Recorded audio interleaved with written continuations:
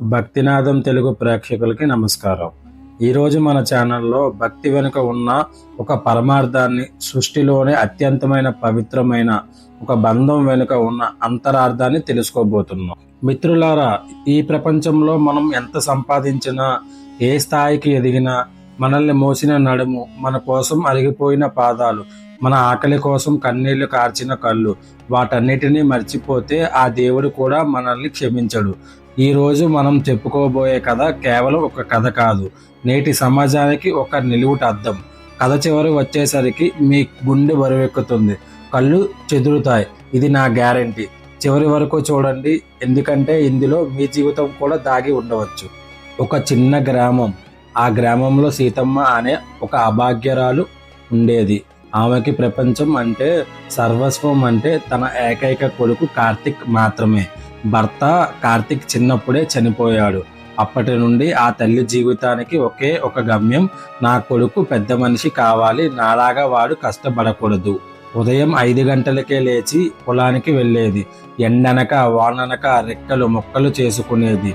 అంతటితో ఆగలేదు. మధ్యాహ్నం కాగాలే ఇతర ఇళ్లకు వెళ్ళి ఎంగిలి పాత్రలు తోమేది. రాత్రి ఇంటికి వచ్చి ఆ కిరోసిన్ దీపం వెలుతురులో తన కొడుకు చదువుతుంటే చూసి కడుపు నింపుకునేది. అవును, ఆమెకు ఆకలి వేసినా పట్టించుకునేది కాదు. కానీ కొడుకు కడుపు ఖాళీగా ఉంటే మాత్రం ఆమె ప్రాణం తల్లడిల్లిపోయేది. ఆలోచించండి మిత్రులారా, ఈరోజు మనం ఏసీ రూముల్లో కూర్చొని రకరకాల వంటకాలు తింటున్నామంటే దానికి కారణం మన తల్లిదండ్రులు. ఒకప్పుడు తిని తినక మన కోసం దాచిన రూపాయలే కదా. అమ్మ ప్రేమని మనం ఎప్పుడైనా గమనించామా? ఒకరోజు కథలో ఒక పెద్ద మలుపు వచ్చింది. స్కూల్ ఫీజు కట్టలేదని కార్తిక్ ఏడుస్తూ ఇంటికి వచ్చాడు. తల్లి దగ్గర ఒక్క రూపాయి కూడా లేదు. ఇంట్లో అమ్ముకోవడానికి ఒక్క వస్తువు కూడా లేదు. అప్పుడు ఆ తల్లి ఏం చేసిందో తెలుసా? తన మెడలో ఉన్న తన భర్త కట్టిన ఆఖరి గుర్తు, ఆ చిన్న బంగారు గొలుసును తెంపి చేతుల్లో పట్టుకొని కన్నీళ్లతో అంగడికి వెళ్ళి అమ్మేసింది. కొడుకు చేతిలో డబ్బులు పెడుతూ అంది, నువ్వు చదివితే చాలు నాన్న, నేను ఎన్ని కష్టాలు పడినా పర్వాలేదు అని. కానీ కాలం చాలా విచిత్రమైనది మిత్రులారా. సంవత్సరాలు గడిచాయి. కార్తిక్ బాగా చదివాడు. హైదరాబాద్లో పెద్ద ఉద్యోగం వచ్చింది. ఊరంతా పండగ చేసుకుంది. కానీ ఆ తల్లి మాత్రం ఎక్కడికి వెళ్ళిందో తెలుసా? ఊరి చివర ఉన్న శివాలయానికి వెళ్ళింది. ఆ శివలింగాన్ని పట్టుకొని ఏడ్చింది. నా కొడుకు నువ్వే కాపాడాలి శివయ్య అని మొక్కుకుంది. మొదటి నెల జీతం రాగానే కార్తిక్ అమ్మకు ఒక చీర కొనిచ్చాడు. ఆ చీరను చూసి ఆ తల్లి ఎంత ఆనందించిందో, ఆ చీరను గుండెలకు హత్తుకొని ఏడ్చింది. కానీ అక్కడే అసలు కథ మొదలయ్యింది. నగరం మనుషులను ఎలా మారుస్తుందో కార్తిక్ని చూస్తే అర్థమవుతుంది. కొత్త స్నేహితులు, కొత్త కళలు, పెద్ద కారులు, వీటన్నిటినీ మధ్య కార్తిక్లో ఒక తెలియని అహంకారం మొదలైంది. ఒకప్పుడు రోజుకు 3 సార్లు అమ్మతో మాట్లాడుతుంటేనే ముద్ద దిగే కార్తిక్ ఇప్పుడు వారానికి ఒక్కసారి కూడా ఫోన్ చేయడం మానేశాడు. కానీ అక్కడ ఆ పల్లెటూరులో ఒక ముసలి తల్లి ప్రతిరోజు ఫోన్ చేతిలో పట్టుకొని గుమ్మం వైపు చూస్తూ కూర్చునేది. ఫోన్ రింగ్ అయితే చాలు, నా కొడుకు ఫోన్ చేశాడు, కళ్ళలో ఆనందంతో పరిగెత్తేది. కానీ తీరా చూస్తే అది రాంగ్ నెంబర్ అయ్యేది.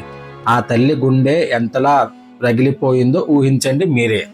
ఈ రోజుల్లో చాలామంది యువత చేస్తున్న తప్పు ఇదే. స్నేహితులతో గంటలు గంటలు చాటింగ్ చేస్తారు, ఫోన్లో కాలక్షేపం చేస్తారు.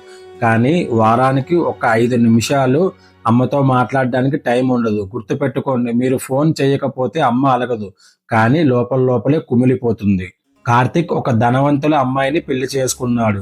కొన్నాళ్ల పాటు అంతా బానే ఉంది. కానీ ఒకరోజు కోడలికి అమ్మ అంటే నచ్చలేదు.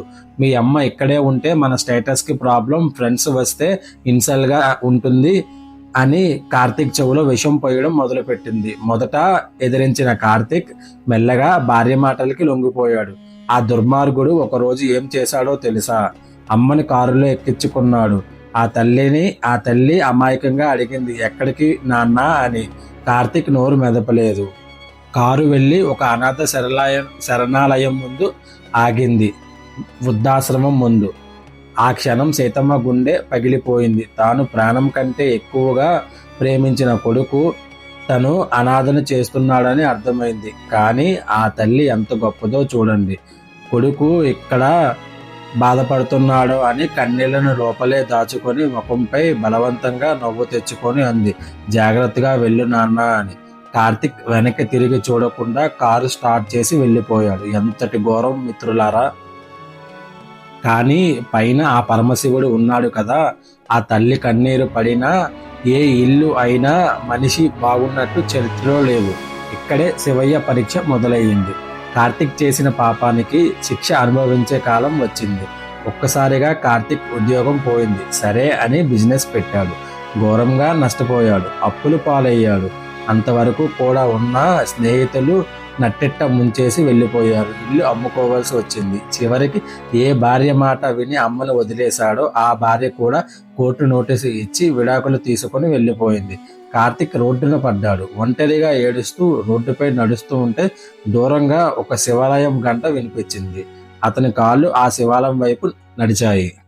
అక్కడ ఒక వృద్ధుడు కార్తిక్ దగ్గరకు వచ్చి ఒక కవర్ ఇచ్చాడు. బాబు, నీ కోసం మీ అమ్మ ఒక ఉత్తరం ఇచ్చింది అన్నాడు. వణుకుతున్న చేతులతో కార్తిక్ ఆ కవర్ తెరిచాడు. అందులో అమ్మ రాసిన మాటలు ఉన్నాయి. ఉత్తరంలో ఏముందంటే, నాన్న, నువ్వు నన్ను వదిలేసినా నేను నిన్ను వదలలేదు. ప్రతిరోజు శివయ్యని ఒకటే అడిగాను, నా కొడుకు సంతోషంగా ఉండాలి అని. నిన్ను క్షమించడానికి నాకు కారణాలు అక్కర్లేదురా, ఎందుకంటే నువ్వు నా కొడుకువి. ఆ మాటలు చదవగానే కార్తిక్ కళ్ళల్లో నీళ్లు కాదు నెత్తురు ప్రవహించినంత పని అయ్యింది.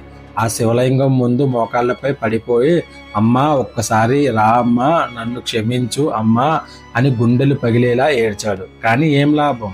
కాలం గడిచిపోయింది. అమ్మ దూరమైంది. అప్పుడు కార్తిక్కి అర్థమైంది, డబ్బు పోతే సంపాదించుకోవచ్చు, ఉద్యోగం పోతే మళ్ళీ వస్తుంది, భార్య వెళ్తే ఇంకొకరు వస్తారు, కానీ అమ్మ పోతే ఆ స్థానాన్ని ఈ సృష్టిలో ఏ దేవుడు అయినా భర్తీ చేయలేడు. ఆకాశం వైపు చూసి ఏడుస్తూ అన్నాడు, శివయ్య, అమ్మ విలువ నాకు చాలా ఆలస్యంగా తెలిసింది అని. మిత్రులారా, కథ ముగిసింది. కానీ ఒక ప్రశ్న మాత్రం మన గుండెల్లో మిగిలిపోయింది. మన తల్లిదండ్రులు బతికుండగానే మనం వారికి ప్రేమిస్తున్నామా, వారితో సమయం గడుపుతున్నామా, లేక వాళ్ళు చనిపోయిన తర్వాత ఫోటో ముందు నిలబడి ఏడవటానికి సిద్ధమవుతున్నామా? ఆలోచించండి. ఈ వీడియో చూసిన తర్వాత ఒక్క నిమిషం మీ అమ్మ దగ్గరికి వెళ్ళి ఆమెను హత్తుకోండి. ఒకవేళ దూరంగా ఉంటే ఇప్పుడే ఫోన్ చేసి మాట్లాడండి. ఎందుకంటే అమ్మ ఉన్నప్పుడే స్వర్గం.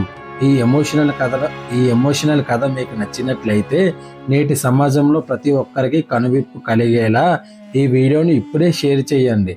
ఇలాంటి మరిన్ని ఆధ్యాత్మిక నీతి కథల కోసం మన భక్తినాథం తెలుగు ఛానల్ని సబ్స్క్రైబ్ చేసుకోండి.